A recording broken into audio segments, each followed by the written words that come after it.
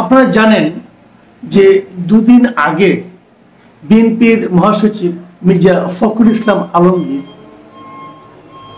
Britain থেকে ফিরেছেন এবং সেখান থেকে ফেরার পর যখন উনি এয়ারপোর্টে নামলেন তখন সাংবাদিকরা ওনাকে একটা বিষয়ে অনেক প্রশ্ন করেছেন, কিন্তু একটা প্রশ্নের ব্যাপারে ওনার উত্তরটা যেটা দিয়েছেন উনি, সেটা নিয়ে আসলে আমি আজকে আলোচনা করব।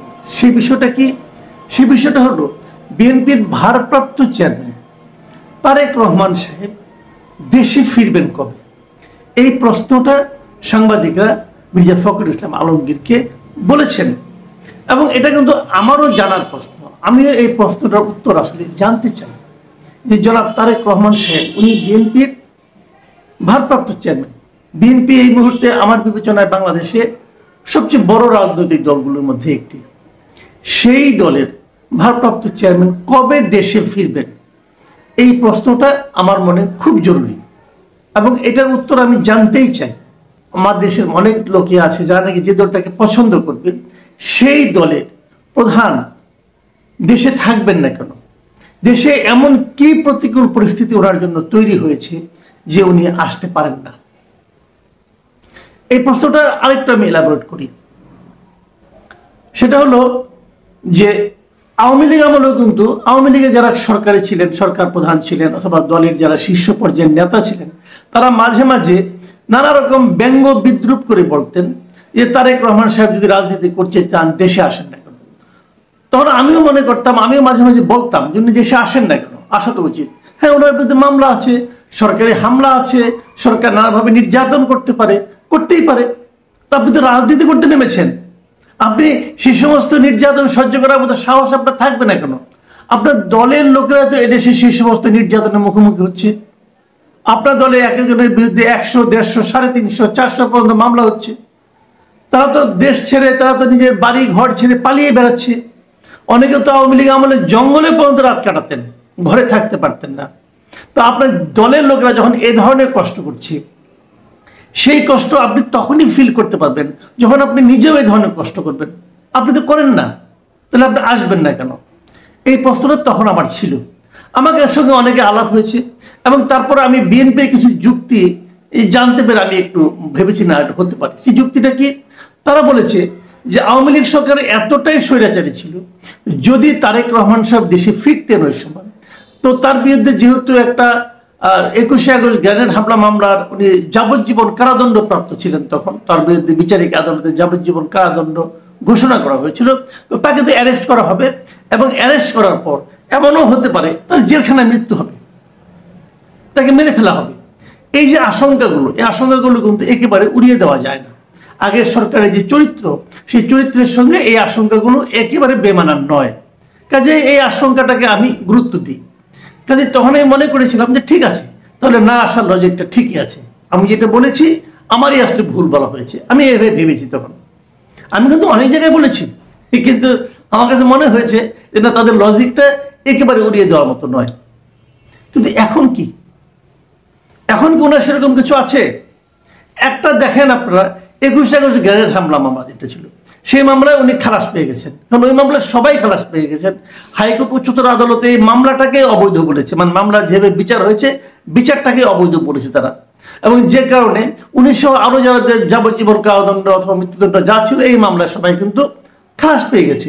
তাহলে এখন তো আর তারেক রহমান সাহেবের বিরুদ্ধে ও ধরনের বড় কোনো মামলা নেই। ছোটখাটো যে মামলাগুলো আছে সেগুলোতে তেমন কিছু না জেনে আসতে পারবেন না। দেখুন মির্জা ফখরুল ইসলাম আলমগীর কি বলেছেন, আমি ওনার বক্তব্যটা পড়ে শোনাই। মির্জা ফখরুল ইসলাম আলমগীর বলেছেন, সব মামলা শেষ হলে দেশে ফিরবেন বিএনপির ভারপ্রাপ্ত চেয়ারম্যান তারেক রহমান। সব মামলা শেষ হলে, সব মামলা কবে শেষ হবে? সব মামলা কবে শেষ হবে? এটা তো একটা বিচারিক প্রক্রিয়া। ধরা যাক, হাইপোথেটিক্যাল আমি বলি, ধরা যাক আগামী মাসে ইলেকশন হবে, ইলেকশন হয়ে গেল, ইলেকশনে বিএনপি জিতলেন, তখনও মামলা সব শেষ হয় নাই, তারেক রহমান সাহেব আসবেন না? আমি তো নিশ্চিত আসবেন, উনি তখন আসবেন। তো সব মামলা শেষ মানে এটা কি? উনি কি মনে করতেছেন যে নির্বাচনের আগে সব মামলা শেষ হবে? নাও হতে পারে, কোনো কোনো মামলা ঝুলে থাকতেও পারে। নির্বাচনে যখন তফসিল ঘোষণা করা হবে, এই নির্বাচনের প্রচারের জন্য তারেক রহমান সাহেব দেশে আসবেন না? আসবেন তো, আসা তো উচিত আমি মনে করি। তো এটা উনি কেমন কথা বলেন আমি বুঝতে পারলাম না। উনি আবারও বলেছেন যে আপনারা জানেন উনার মানে এই যে তারেক রহমান সাহেবের কথা বলাচ্ছি, উনার বিরুদ্ধে অনেক মিথ্যা প্রতিহিংসামূলক মামলা রয়েছে, সেগুলো প্রত্যাহার হলে বা আদালতের মাধ্যমে শেষ হলেই তিনি ফিরবেন। আমি এই কথাটা কোনো অর্থই বুঝলাম না। একজন রাজনৈতিক দলের নেতা উনি সব মামলা শেষ হলে অথবা সব মামলা প্রত্যাহার হলে উনি মুক্তভাবে আসতে চান কেন? ওনার নামে কোনো মামলা নাই, এরকম একটা বাস্তবতা, এরকম একটা সিচুয়েশন হলেই কেবল উনি আসবেন, এই কথাটা আমার কাছে গ্রহণযোগ্য না। কেন ফখরুল ইসলাম আলমগীরের বিরুদ্ধে কি মামলা নেই এখন এই মুহূর্তে? আছে তো, উনি দেশে আসেন কেন? উনিও বলতে পারতেন আমি সব মামলা শেষ হলে আসবো। পার্থক্যটা কোথায়? কেন থাকবে না? খালেদা জিয়া কি মামলা নিয়ে দেশে থাকে নাই? আমি মনে করি এগুলো তারেক রহমান সাহেবের বক্তব্য নয়, আমি মনে করি হওয়া উচিত না। কারণ উনি এরই মধ্যে হাসিনা সরকারের পতনের পর উনি এরই মধ্যে বিএনপি পরিচালনা করতে যে এমন কিছু পদক্ষেপ নিয়েছেন যে পদক্ষেপকে আমার কাছে খুবই ম্যাচিউর পদক্ষেপ মনে হয়েছে। এই ধরনের একটা ম্যাচিউর পদক্ষেপ যিনি নিতে পারেন, যিনি চিন্তা করতে পারেন, তিনি এই ধরনের কথা আবদার করবেন যে সব মামলা শেষ হয়ে গেলে আমি আসবো, সব মামলা প্রত্যাহার না করলে আমি আসবো না, এটা আমার কাছে গ্রহণযোগ্য না। অথবা যদি উনি বলেও থাকেন এটা আমার কাছে, এটাতে আমি হ্যাপি না, আমি এতে আনহ্যাপি। এবং একই কথা কিন্তু খন্দকার মোশাররফ হোসেন বিএনপির একজন শীর্ষস্থানীয় নেতা, তিনিও কিন্তু একই কথা বলেছেন। তিনি বলেছেন ইতিমধ্যে বিএনপির ভারপ্রাপ্ত চেয়ারম্যানের বিরুদ্ধে যেসব মিথ্যা ও বানোয়াট মামলা আছে তার মধ্যে অনেক মামলা থেকে অব্যাহতি পাচ্ছেন। মামলাগুলো যত তাড়াতাড়ি শেষ হবে আমাদের ভারপ্রাপ্ত চেয়ারম্যানের দেশে ফেরার সম্ভাবনা তত দ্রুত হবে। না, আমার কাছে এই লজিকটা ভালো মনে হলো না। এটা আসলে ওনাদের কাছে বেসিক্যালি কোনো উত্তর নাই, তো কাজে একটা কিছু বলে ওনারা সান্ত্বনা পাওয়ার চেষ্টা করছেন। আমি মনে করি এটা ঠিক না। আমি মনে করি তারেক সাহেবের দ্রুত দেশে আসা উচিত, এসে দলের দায়িত্ব নেওয়া উচিত। হ্যাঁ, আমি মানি আপনি দূরে থেকেও কাছে আছেন, দূরে থেকেও আপনি অনলাইনের মাধ্যমে সমস্ত একদম উপজেলা পর্যায়ের মিটিংও আপনি অনলাইনে যুক্ত হন, এটা আমি শুনেছি।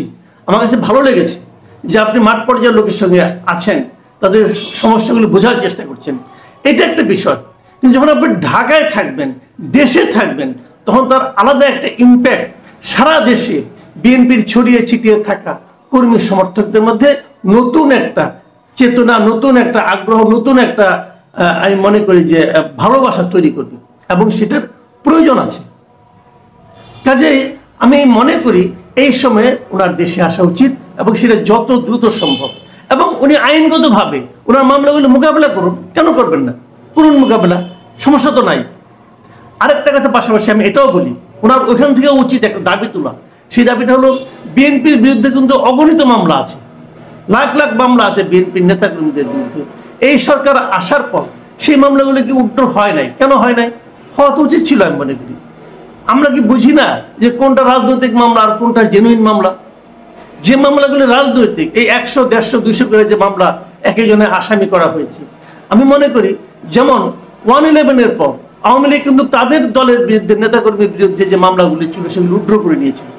আমি মনে করি এই সরকারের উচিত ছিল যে বিএনপি নেতাকর্মীদের বিরুদ্ধে এবং জামাত, বিএনপি যত রাজনৈতিক দল আছে যারা নাকি আওয়ামী বিরোধী রাজনীতি করতে দেশে, তাদের বিরুদ্ধে যত ধরনের পলিটিক্যাল মামলা আছে সেগুলিকে তুলে নেওয়া। এবং আমি আরো আশ্চর্য হয়েছি এই দলগুলি কেন নিজেরাও এই দাবিটা উঠায় না। তাদেরও আমি মনে করি উচিত ছিল এই দাবিটা উঠানো, যে আমাদের এই মামলাগুলো তুলে নেওয়া হোক। আমি মনে করি যে বাংলাদেশে রাজনীতি করার জন্য একটা মুক্ত স্বাধীন পরিবেশ দরকার। সেই পরিবেশটা ক্রিয়েট করা তত্ত্বাবধায়ক অন্তর্বর্তীকালীন সরকার, যেটা আমি অভিহিত করি না কেন, এটা এদেরও দায়িত্ব। আপনারা এই রাজনৈতিক হয়রানিমূলক মামলাগুলো তুলে নেন, এগুলো হাত থেকে রাজনৈতিক নেতাকর্মীকে রক্ষা করেন আপনারা। পাশাপাশি যারা আছেন তাদেরকে দিকে তাকিয়ে আমি বিএনপি ভারপ্রাপ্ত চেয়ারপারসন যিনি আছেন, চেয়ারম্যান যিনি আছেন তারেক রহমান, তাকে অনুরোধ করব আপনি